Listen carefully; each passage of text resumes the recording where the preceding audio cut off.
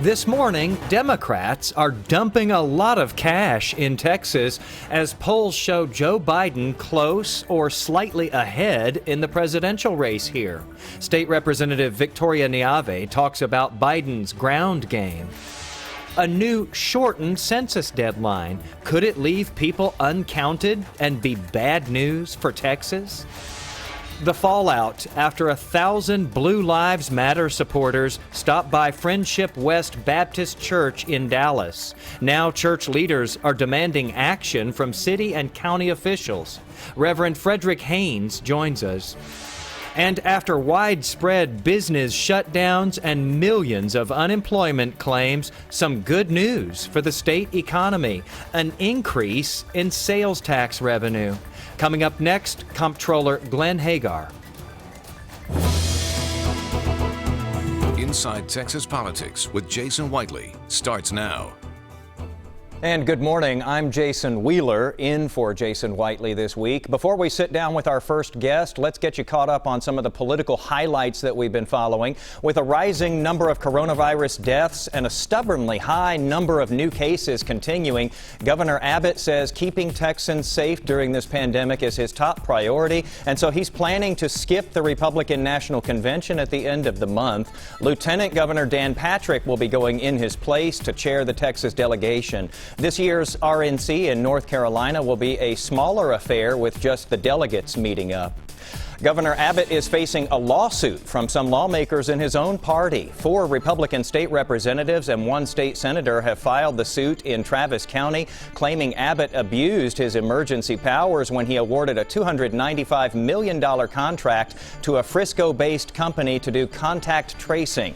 That lawsuit argues that both the selection process and the length of that contract were improper. And the Joe Biden campaign has announced a $280 million advertising buying spree leading up to the election. Those dollars will be spent on television ads and social media spots in 15 states. That includes Texas and 9 other states that President Trump won back in 2016, as well as 5 states that were won by Hillary Clinton. Many political observers expect this to become the most expensive U.S. election in history.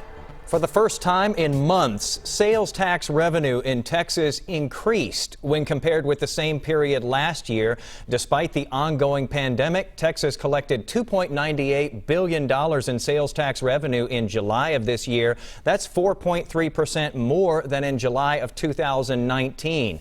Joining us to talk about that this morning is Texas State Comptroller Glenn Hagar. Thanks for being with us, Mr. Comptroller, and finally some good news to talk about. Yeah, it's good to have good news. Obviously, this has been a very long year for all of us with the COVID pandemic and the double headwind here in Texas of lower oil prices as well as production numbers. So a 4.3% increase for July collections compared to July of 2019, which equates to in retail alone sector had increased about $460 million into the state treasury for the last 2 months compared to 2019 is very good news. That is a really big deal. Those are some big dollar figures there, but we should also note that this certainly doesn't get us out of the red for what we've been through here during these last several months. It has really battered the state's collections. That's right. Unfortunately, Texas, we're dealing with the COVID pandemic just like the rest of the nation and the rest of the world. And Texas being a very interconnected economy to the rest of the world. I've made the point over and over that this is probably going to be a slow, long recovery. However, we entered into this pandemic with a much stronger foundation, many other states, many other nations. And what we've seen in the last few months is essentially consumers. Obviously, we were purchasing a lot more items online, but as people are staying home, not able to take vacations, what we're seeing is that they're spending some of that money to either do home improvement projects, things around the house that they haven't in the past, and that's a result of what we've seen in the collections here in the last few months. Well, even with this increase, though, Comptroller Hagar, are we likely to see Texas billions of dollars in the red as we go into the next budget cycle? And what does that mean as far as state services go? Everything's going to be affected, isn't it? Yeah, so very early on in this pandemic, I got out and wanted to at least start managing expectations that Texas, we're going to enter into some type of recession as well. Now, obviously, there's still so much uncertainty as to how long and how last the recovery has begun. And so therefore, if you look at the state treasury, we went from having a $3 billion surplus as in dollars we expected to come into the state treasury for the 2-year budget, more than what the legislature spent, to now that had turned into a $4.6 billion deficit in the current budget. Now, agencies have reduced their expenditures. Leadership has instructed that will help. Obviously, we have a very strong economic stabilization fund balance, or what's called a rainy day fund balance. That will help, but there's still just a lot of uncertainty. We need to get several more months into the rest of this year to be able to test the trends and assumptions that we made in the most recent revenue forecast for the state treasury. So yeah, we got to see if we can get a good positive streak going here. One headwind that certainly doesn't help with that is that we saw July 25th, that extra $600 federal unemployment benefit going away for Texans. We just saw in the past couple of weeks the University of Chicago and J.P. Morgan Chase putting out this big study saying that most people who've kept their jobs during the pandemic, their spending has actually gone down, while the people who were getting those enhanced unemployment benefits have been spending more than they were pre-pandemic, and that's actually propped up the whole economy. What happens here if we see that go away in Texas? Good question. Typically during any type of recession, as during this one, during a downturn, people's saving rates increase, which we have seen, but also we've seen, as you mentioned, the additional unemployment benefits that the federal government had given, as well as the stimulus dollars that help prop up some of the spending that people made over the course of the last few weeks. Now, we assume that the economy is going to continue to slowly open up, continue to grow. That's what we have in our current revenue forecast. We're not taking into account any additional dollars that the federal government may spend. However, there's a lot of discussion going on right now and negotiations. So we're waiting to see the final print of what Congress may pass and the president signs before we would take that into any economic assumptions that we've been making. State Comptroller Glenn Hagar, thanks for joining us this morning and starting us off with a glimmer of hope. We can use as many of those as we can get these days. Always good to be with you again. Appreciate it. Well, after initially asking for more time, the Census Bureau has made an abrupt change to its deadline to count everyone in the country. Now they're shortening the response period by a month. So people have until September 30th instead of the end of October now to respond to the 2020 count. So do so if you haven't already. Texas is already lagging behind the country in response rates, with many low-income residents and Hispanic Texans at high risk of being missed. A new shortened census deadline could be bad news for Texas if it leaves people uncounted. Let's talk about this with Ross Ramsey, the co-founder and executive editor of the Texas Tribune. Good morning, Ross. Good morning. How are you? Doing well today. Thanks for asking. So let's talk about this new shortened census deadline.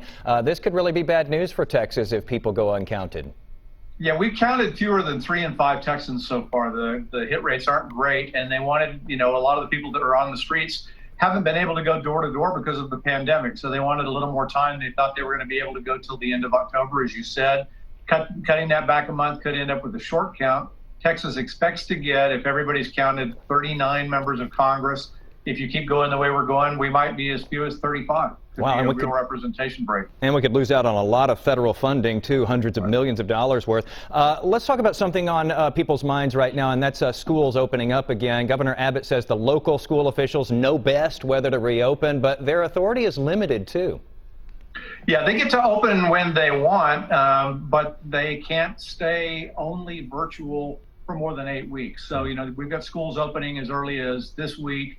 And then we've got schools that aren't going to open until after Labor Day. But once they open, they have to provide in-person classes after 8 weeks, or they could lose their state funding. So they don't have complete leeway here. It's going to be interesting to see how all this plays out. Ross, thanks for being with us here. We're going to see you again here in just a bit for the Reporters Roundtable. Great. The fallout continues after what was labeled as a pro-police parade of motorcycles and cars stopped in the parking lot of Friendship West Baptist Church in Dallas. Coming up next, we're going to get into that story with Reverend Frederick Haynes. Also, we are talking about the polls showing a tight race now. Joe Biden hiring a campaign staff in Texas. We'll discuss his ground game with State Representative Victoria Neave ahead.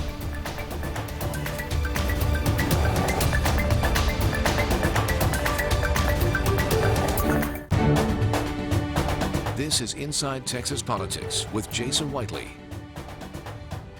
It was an act of intimidation. Church leaders say that after a pro-police parade of cars and motorcycles stopped in the parking lot of Friendship West Baptist Church in the Oak Cliff area of Dallas. Organizers of that ride said it was just a mistake or a miscommunication. But clergy members say it definitely was not, and now they are demanding action. Here with us this morning is Reverend Frederick Haynes, the pastor at Friendship West Baptist Church. Reverend, thanks for being with us today. Here. All right, so let's talk about this. Again, the other side says this was a mistake or a miscommunication. What do you say about what happened when this group of people stopped by your church? Well, the irony of what they call a miscommunication is that what became a Back the Blue rally masqueraded as a Texas Ram Club pit stop for 30 vehicles that would briefly assemble at in our parking lot and then continue on their journey. Instead, we had over 1,000 vehicles, and to quote members of my church who were riding in the vicinity that day, it looked like what amounted to a white supremacist rally. And so for us, it was an act of intimidation, what they call in the theater of war, an act of aggression on sacred space. Especially when you consider that our church has a good track record of working for justice. We believe strongly in Black Lives Matter, and we fight for that. And so for them to target us, it appears they targeted us, and we even have some who have said that they were not in any way wanting to be complicit with such an act, and they have sent apologies, and for that we are grateful. But we also are aware of others who basically said they came to shut Friendship West down.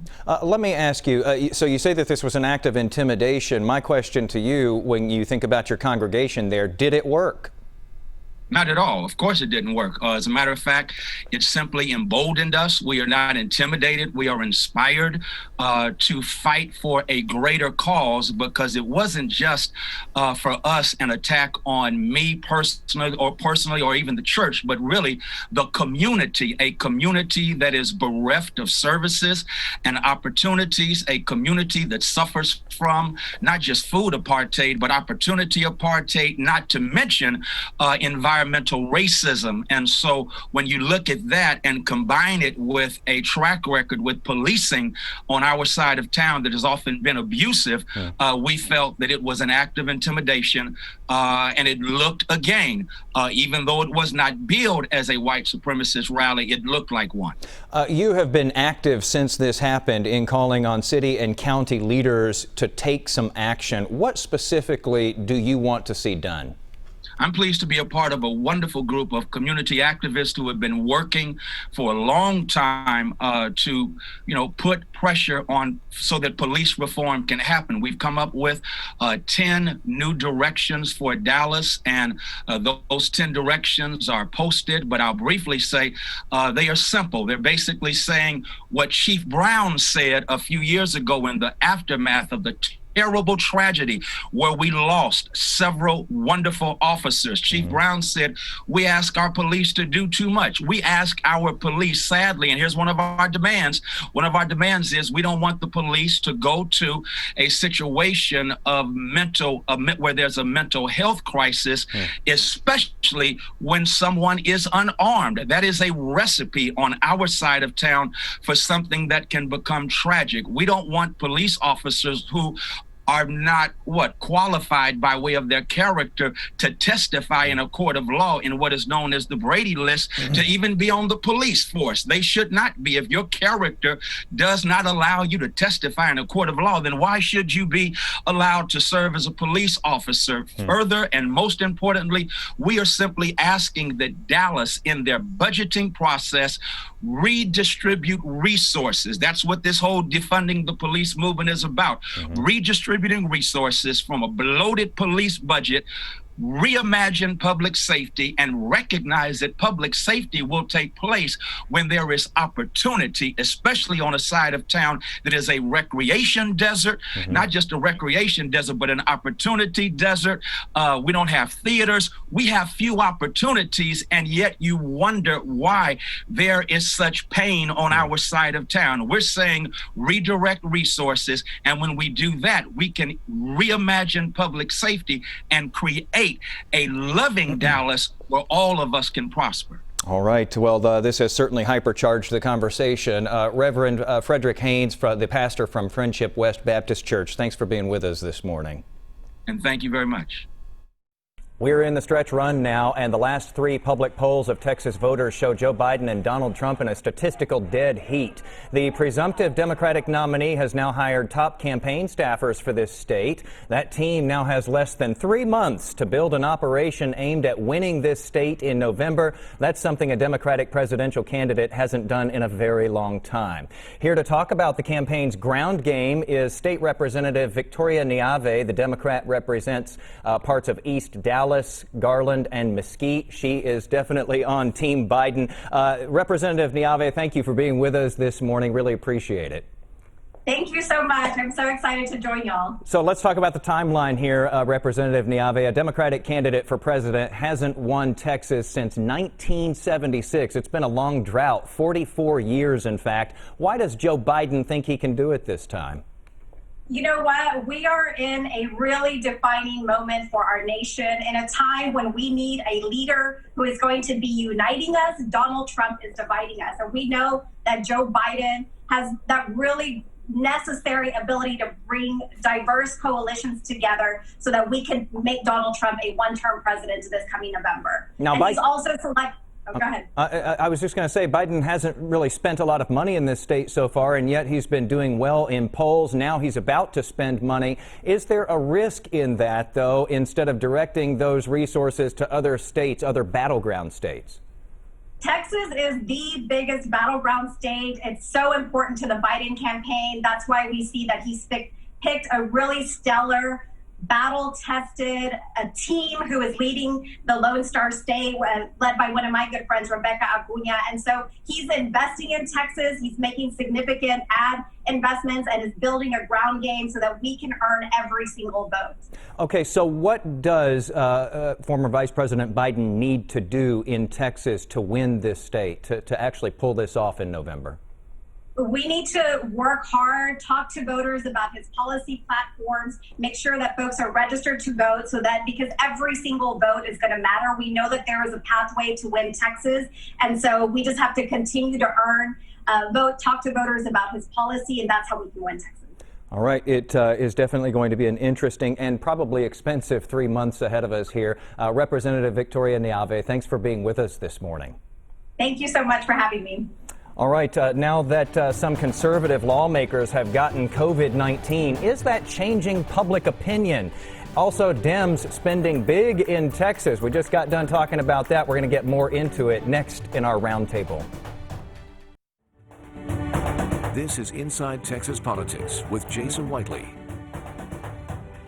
Time now for our Reporters Roundtable today to put the headlines into perspective. Ross is back from the Texas Tribune. Also joining us each week, Bud Kennedy from the Fort Worth Star-Telegram and Bernadine Steptoe, the political producer at WFAA. Thanks all for being with us. Now, let's talk about some of the most conservative members of Congress and the Texas House, like Louis Gohmert from Tyler and Tony Tinderholt in Arlington, have come down with COVID-19. But yet, the State Sunset Commission meeting broke down just last week over whether to meet online or in person. So we're still having these basic safety discussions. And it brings up the question, how are these COVID cases among conservative lawmakers changing public opinion, or for that matter, affecting plans for Congress or the Texas legislature next year? Ross, you want to weigh in first? Sure. I don't think it's really affecting it. I think, the people that are saying we should be meeting in person are sticking to their guns on that. They tend to be from the conservative end of the pool. The real place where this is showing up right now is on questions of whether schools should open and whether they should be classes in person or classes virtual. We're going to have the same question when the legislature opens in January, assuming the coronavirus is still with us. this is going to be, I think, the shape of this fight for a while. All right, so Ross's vote is sticking with their guns. Bernadine, what do you think? I think they're sticking with their guns as well. Where you're seeing movement, you're seeing the movement with individuals who are putting on masks and social distancing because they're watching the numbers increase in the coronavirus testing. But as far as, and then you're also seeing a lot of our state leaders who are putting on masks and social distancing. So I think that that's where you see improvement in terms of fighting the coronavirus, not necessarily in seeing some of these leaders tested, because they're going to continue on taking the stance that they're taking now. Bud, what say you about this? Well, Jason, you see the division in the Republican Party right now between masks or no masks, open or not open. You see that carry over to the legislature. Do they have plexiglass around everybody?